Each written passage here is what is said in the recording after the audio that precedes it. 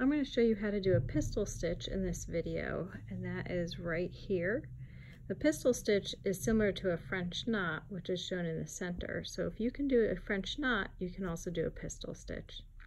The difference is when you do a pistol stitch, you're going to bring your needle up at one point.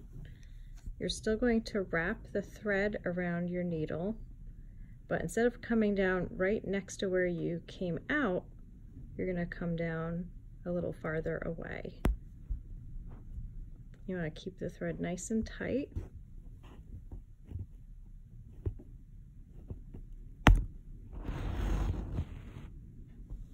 And that makes your pistil.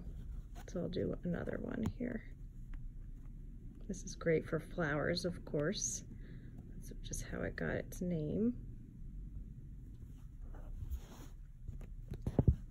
Because it really represents the pistils on a flower really well. So you're going to put your needle over your thread, wrap it around. I usually do it twice so you get a nice knot at the end, and then you're just going to put your needle back in a little distance away.